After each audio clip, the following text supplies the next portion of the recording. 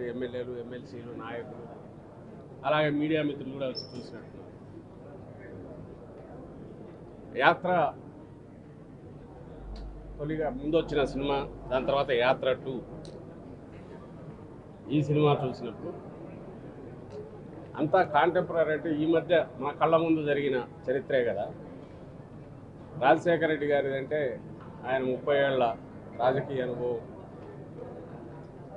ఆ తర్వాత ముఖ్యమంత్రి అయిన తర్వాత ఆయన 5 ఏళ్ల పాలనలోనే కోట్లాది మందికి దగ్గర కావడం,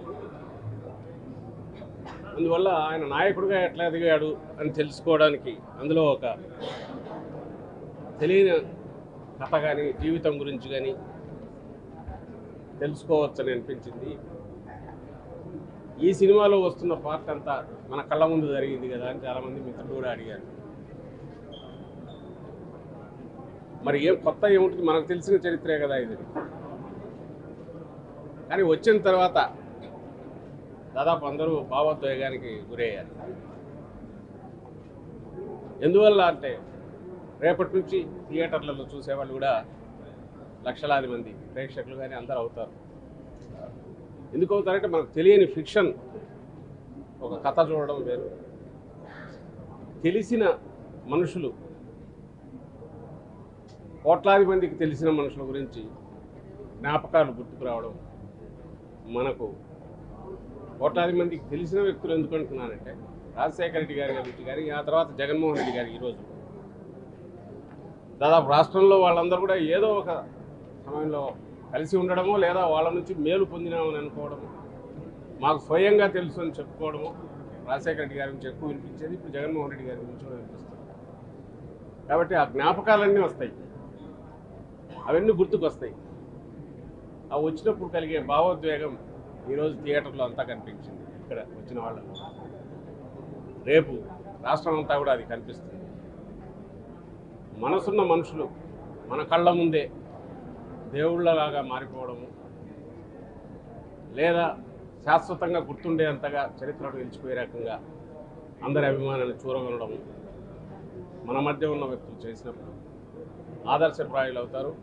అలాగే మనందరికీ వాళ్ళు పరిచయం ఉన్న వ్యక్తులుగా అనిపిస్తారు. దాని నుంచే మన జ్ఞాపకాలు వస్తాయి. అవన్నీ ఇలాంటి చిత్రాలు చూసినప్పుడు గుర్తుకొస్తాయి. ఇప్పుడు మనం కళ్ళ ముందు జరిగింది అయినా మనకు తెలియని కొత్త కోణాలు చూపించింది, లేదా మనం ఇంతకుముందు మర్చిపోయినవన్నీ జ్ఞాపకాలు గుర్తుకు తీసుకొచ్చినాయి. అదంతా ఈరోజు ఈ సినిమాలో కనిపించింది. ప్రతి ఒక్కరూ దీన్ని చూశారు, చూడాలని కూడా కోరుకుంటున్నాం. ఎందుకంటే రాజకీయం అంటే కేవలం అదేదో ఎత్తులు పై ఎత్తులు కాదు. ప్రజల మన్ననలు పొందగలిగితేనే, ప్రజల్లో మమేకమైతేనే అది నిజమైన రాజకీయం అవుతుంది. అందుకు సార్థకత కూడా, జీవితానికి సార్థకత ఉంటుంది అని చూపే సినిమాలు ఇలాంటివి మరిన్ని రావాలి. ఇందులో ఆ సందేశం కూడా ఉంది. అందువల్ల ఇది మరింత ఇదిగా అందరూ చూడాలని కోరుకుంటున్నాను. Thank you.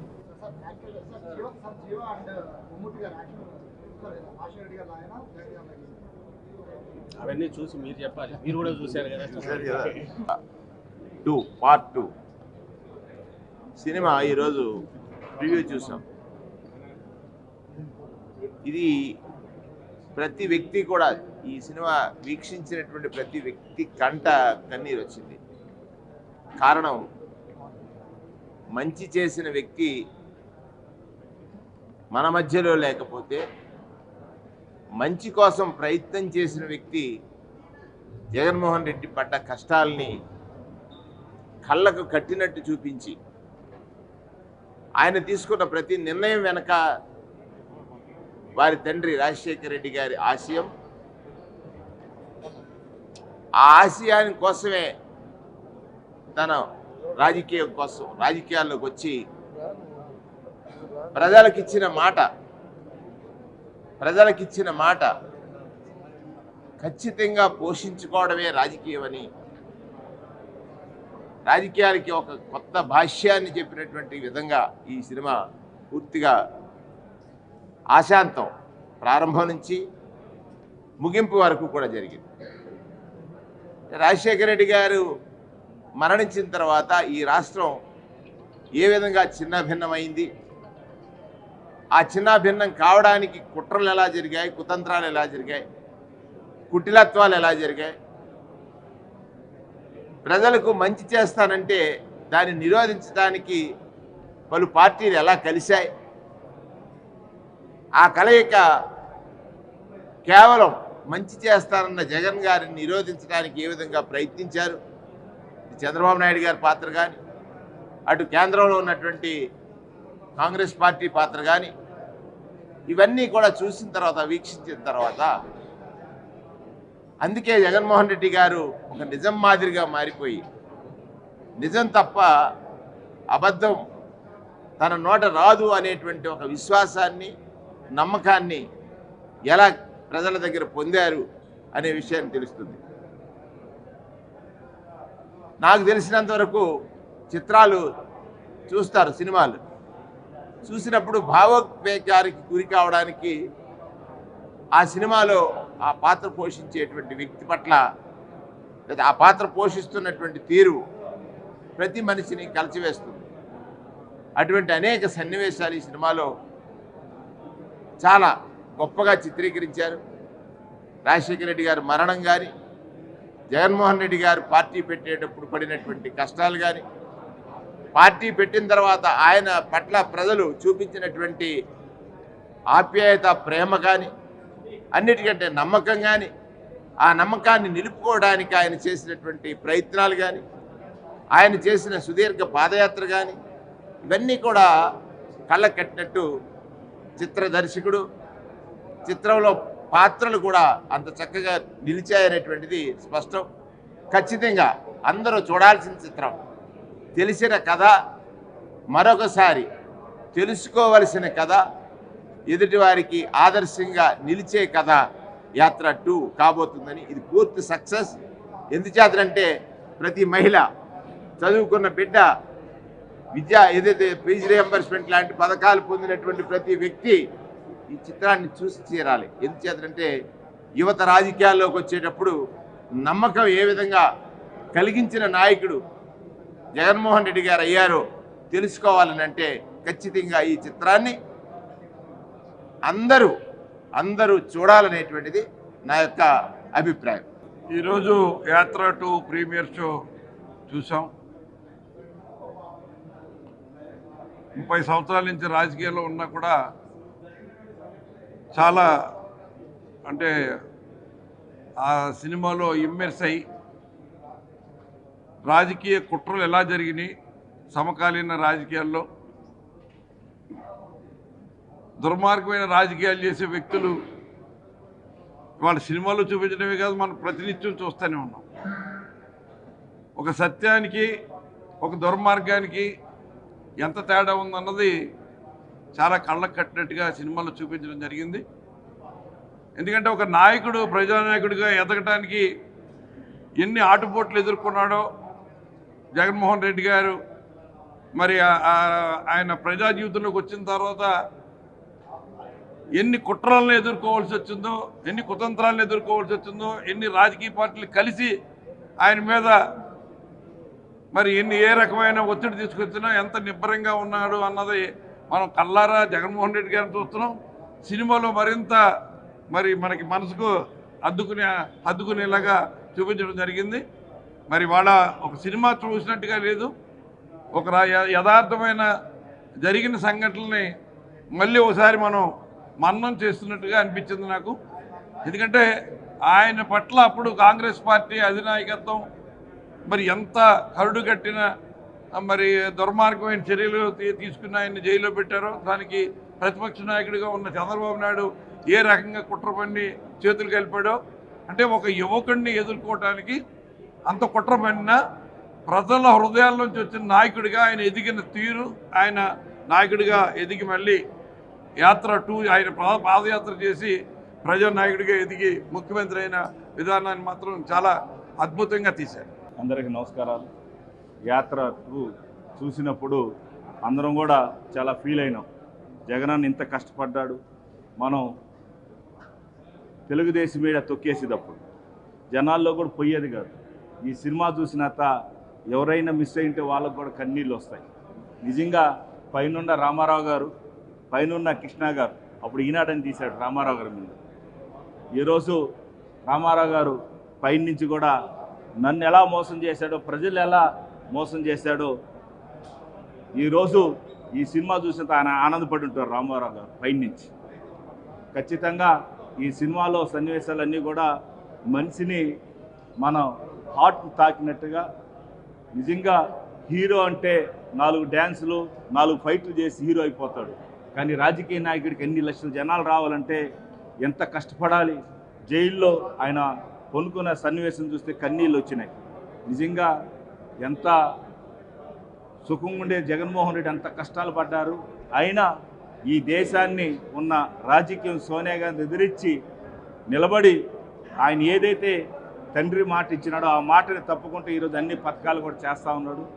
సినిమా తీసిన డైరెక్టర్ గారికి, అదేవిధంగా రాష్ట్ర ప్రజలందరికీ కూడా ఈ సినిమా చాలా అసలుకి సినిమా చూసినంతసేపు ఇంకేం జరుగుతుందనే సన్నివేశాలు వచ్చినాయి. ఇది సూపర్ హిట్ అయింది, డబుల్ హిట్ అయింది. యాత్ర 1 కన్నా యాత్ర 2 ఇంకా కూడా బాగుంది. కాబట్టి రాష్ట్రం నుండే పార్టీ సభ్యులు, అదేవిధంగా ప్రజలు అందరూ కూడా ఈరోజు మనం ఫస్ట్ దేవుడు రాజశేఖర రెడ్డి, రెండో దేవుడిగా జగన్మోహన్ రెడ్డి ఈరోజు ఆ సినిమాలో చూసినంత మాకు చాలా ఫీలింగ్ అయింది. కాబట్టి ఈ సినిమా ఇంకా రేపు నుంచి అందరూ ప్రజలు చూసేదానికి అవకాశం ఉందని తెలియజేసుకుంటున్నాను. నమస్తే. జై జగనన్న, జై జై జగన్. ఈరోజు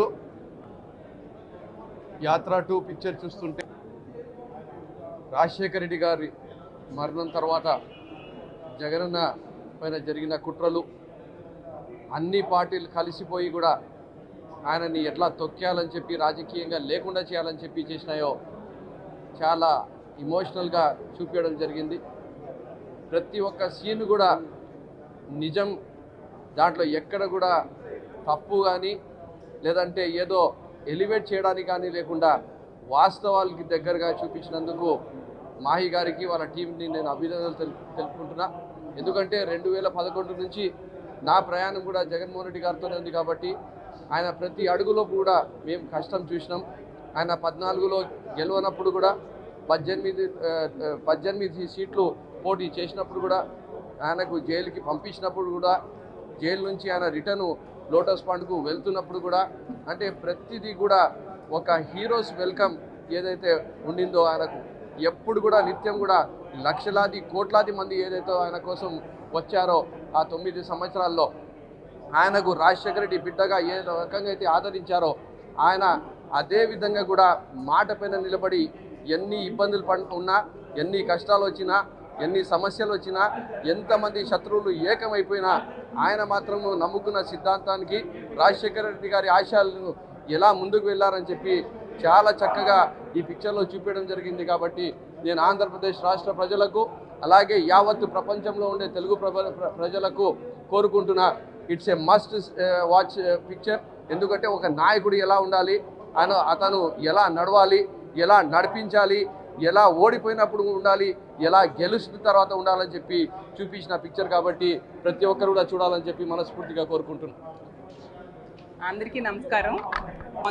ఆ రోజు మహానేత రాజశేఖర రెడ్డి గారు చనిపోయిన 600కు పైగా కుటుంబాలు, ఆ కుటుంబాలని పరామర్శిస్తానని జగనన్న పావురాల గుట్ట దగ్గర మాట ఇచ్చాక ఆ మాటను నిలబెట్టుకోవడం కోసం ఎన్ని కష్టాలు ఎదురైనా కాంగ్రెస్ అధిష్టానాన్ని ఎదిరించి ఆ కష్టాలు పడుతూ ఆ మాటను నిలబెట్టుకున్నారు. అలాగే వైఎస్ఆర్ గారి ఆశయ సాధన కోసం ఈ కష్టాలన్నింటిని కూడా ఎలా భరించారు చాలా చక్కగా వివరించారు.